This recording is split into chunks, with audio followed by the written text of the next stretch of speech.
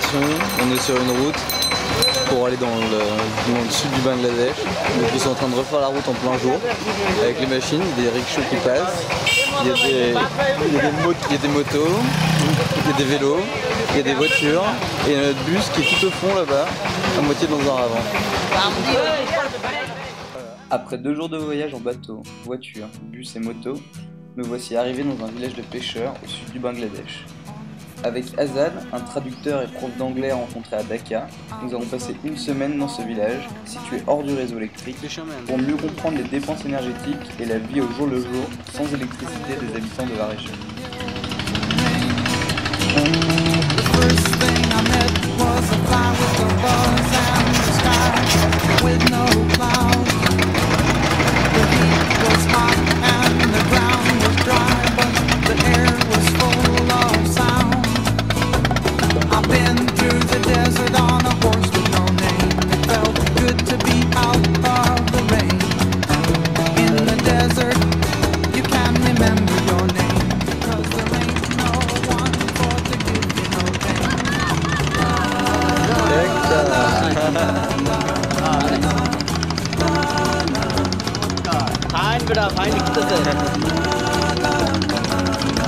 nice.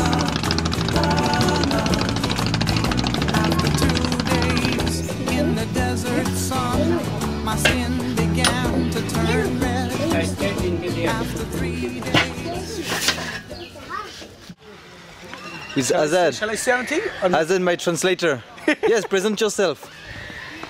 Hello Azad. My friend, what should I say? You said you are an English teacher. Yeah, I'm an English teacher. Chaque jour, nous partions explorer les villages sans électricité aux alentours pour interroger les familles sur leur mode de vie, leur travail et leur consommation énergétique.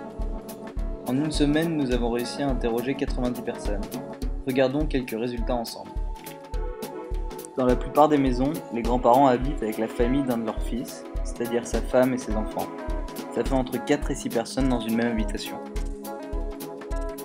Le revenu moyen par foyer est d'environ 60 € par mois. Seuls ceux qui ont fait des études ont un salaire un peu plus élevé. Le premier problème majeur qui ressort des enquêtes est l'approvisionnement en eau potable. Vient ensuite le manque d'électricité. 100% des personnes interrogées souhaitent acquérir un solar home system. Mais seulement 45% de ces personnes interrogées utilisent un système solaire. Sur ces 45%, plus de 60% sont très satisfaits par cette nouvelle source d'énergie.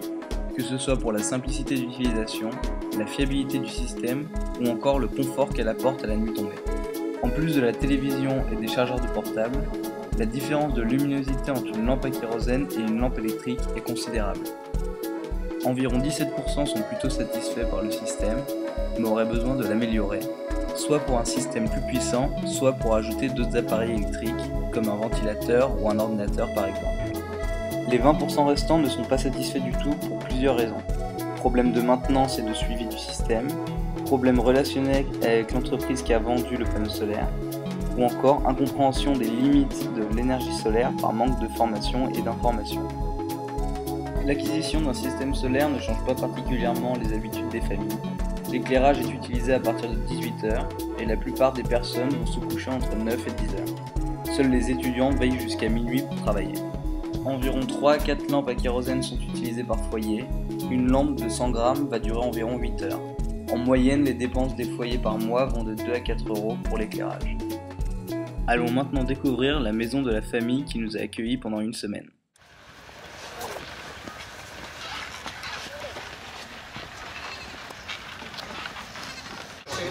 Premier marché avant notre village. Donc c'est à peu près à 1,5 km du village, un petit tea shop comme on l'appelle, avec bananes, biscuits, thé, qu'on prend tous les matins avant d'aller travailler. Bon, maintenant on va quitter la route pour prendre le petit chemin qui mène au village qu'on voit sur la gauche. So mom call her Corinne. Corinne, what we call her Coco. Coco. Coco? Coco, yes. Like the bird. You call her Coco? Yes, like Why? Because it's shorter. Yeah.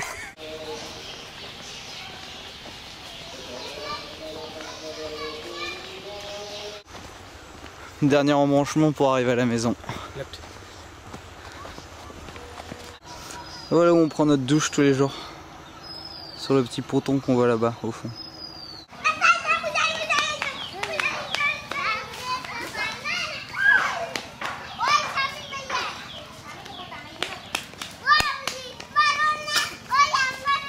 Voilà la maison où on habite pendant une semaine. Lors du cyclone, la mer peut monter, et puis venir jusqu'ici, donc ils ont besoin de surélever les maisons. Alors il y a deux salles principales. La première où on dort et où on mange.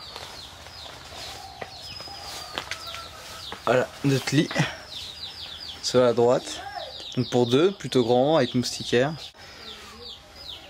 Là où on mange le soir, ici. Donc c'était la première room. This is there's another room. Oh, God.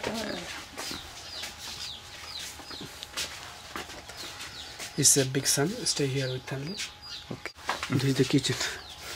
The kitchen? Yeah. Yeah. A minute later.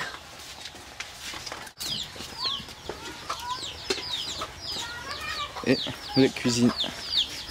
Nos cuisinières qui font à manger. Là, il est à peu près 6 h du soir et ils allument leur première lumière à la tombée du jour. Donc une lampe comme ça, contient 100 g de kérosène, ça peut brûler 8 heures. Sachant qu'un kilo de kérosène c'est environ égal à 50 centimes d'euros. Ils en utilisent généralement 3 à 5 kilos par mois. Hello Assad. In your language. In my language?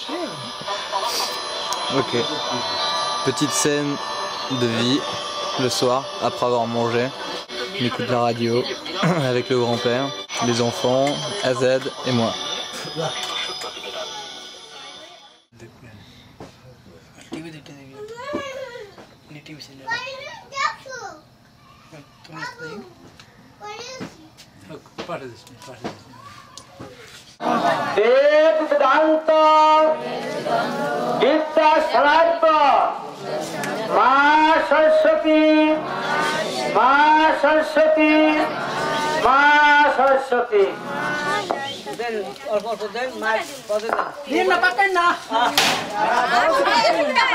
Yes, Mr. Diego, he's taking bath.